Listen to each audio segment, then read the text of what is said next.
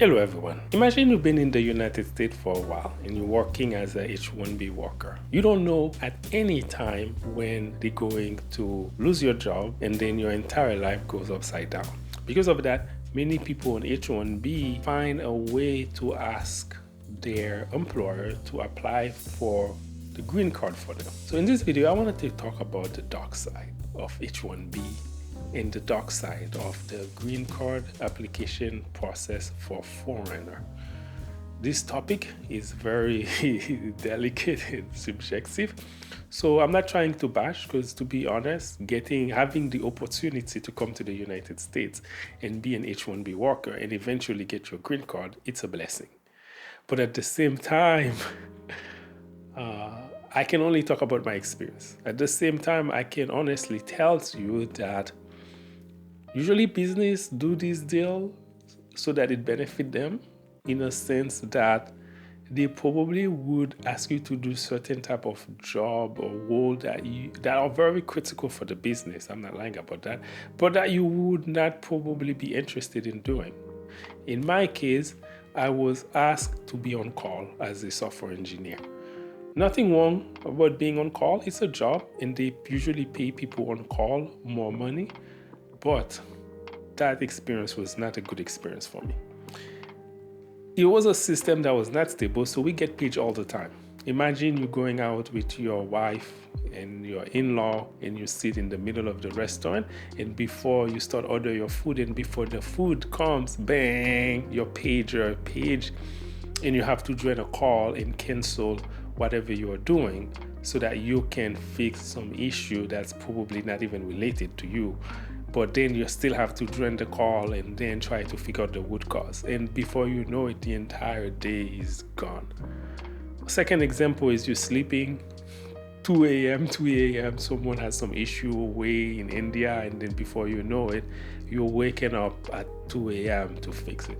The issue is not about waking up. The issue is about once you're awake, you can't go back to sleep. And before you know it, you have to drive back to the office to start working. So on paper, it looks really nice.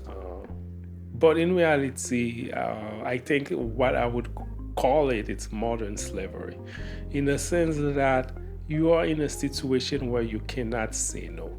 So there is a difference between being in a situation that you voluntarily put yourself into, right? Let's say you voluntarily pick a job that requires you to be on call because you really love it. And the difference is, and then when you have to do this because that's the only way you can get your green card. And once you start with the green card application process, it's very difficult to change job because then you would have to start from zero.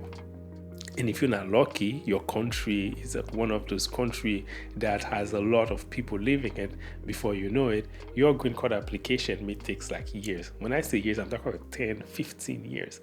And there are some people who apply for a very long time. So what that means is during that time, there might be good career opportunities that you could have taken that you cannot take. It makes it very difficult for you to get a new job because every time you're going to interview, they will see that you are a foreigner, and then the business say, why would I hire someone where I have to pay for a lawyer and do a lot of extra things where I can hire someone straight that I don't have to do that for. So usually it's usually big company that give those H1B this opportunity. So in that sense, that means that you're probably going to be exposed with great things, but at the same time too, you're going to work into things that, given the choice, you probably would not work them. These things are very business critical, but at the same time too, you want to have a life outside of work. I don't know if this is true, but there is a tendency to underpay people on H1B so that the company can save money. But I understand it from a business perspective, but you have to also understand, once you live into the United States, there is a certain standard of living that is really expensive. And trying to bring someone from the external to take this job when you locally cannot work can be very, very challenging. But again, at the same time too, when it benefited me, I was really happy. I probably took the job of somebody else locally that could have benefited it. But now that I live here, I'm praying that someone else younger or more energy or who can do dirtier work would come and take my job. So if you are H1b, you were given a green card, what was the process for you? For me, the entire process from the application for my green card to the point where I got it lasted about 3 years. So between those three, it took a total of 3 to 4 years. Between those 3 to 4 years, I was locked at that job. But again, the moment I got the green card, I switched to a different company, a different position where I can do things that I like.